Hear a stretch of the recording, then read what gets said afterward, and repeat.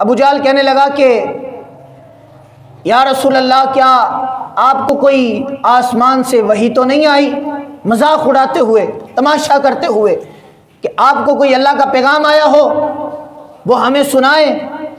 यानी जो भी वो बात सुनता था, सरकार कहते थे कि जिब्रील मेरे पास आए थे, वो ये पैगाम लेकर आए थे, बाद में वो मजाक उड़ाते थे। तो अबू जहल कहने लगा कि कोई पैगाम तो नहीं आया अल्लाह ताला की तरफ से, कोई वही आई हो।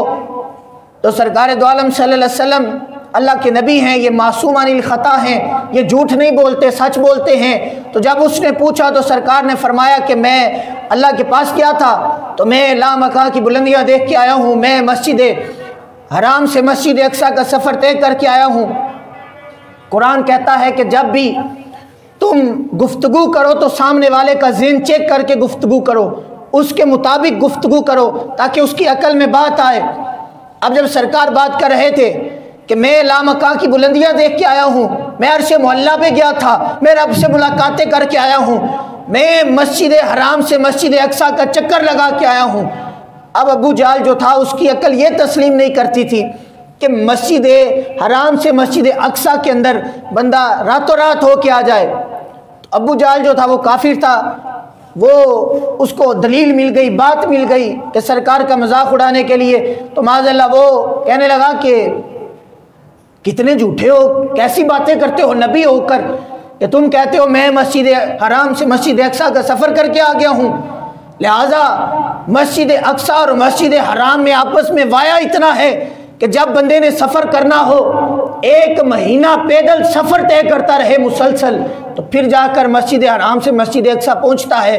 तो तुम कहते हो मोहम्मद माज़अल्लाह ऐसे नाम पुकार के सल्लल्लाहु अलैहि वसल्लम कि तुम कहते हो मैं रातों रात हो क्या गया, तो कोई बात करने वाली किया करो।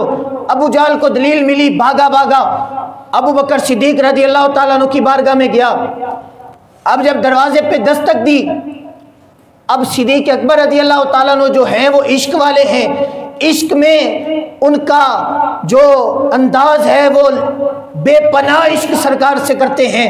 और अबू जहल जो है वो अपने जाहलपन में आला है, सिद्दीक अकबर अपने इश्क में आला है।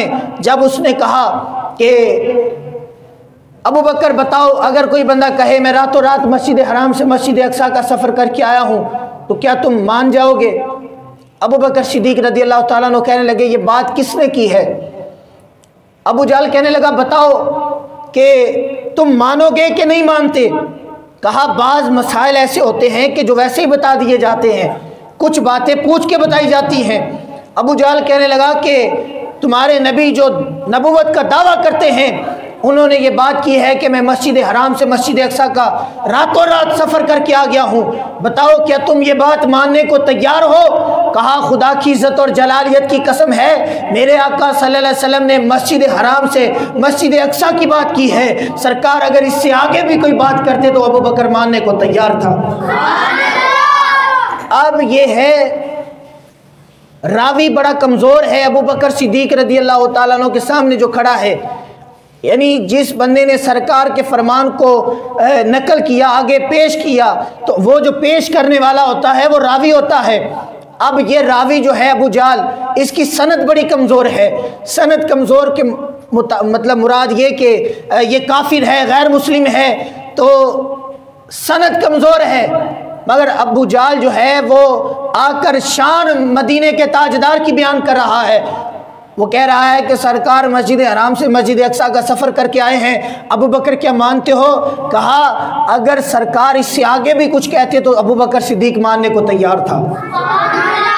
यानी पता चला कि अबू बकर सिद्दीक ने सनद नहीं देखी, रसूलुल्लाह सल्लल्लाहु अलैहि वसल्लम की शान देखी। फरमाया तुम शान बयान कर रहे हो, फरमाया और भी कुछ बयान करते तो अबू बकर मानने को तैयार था।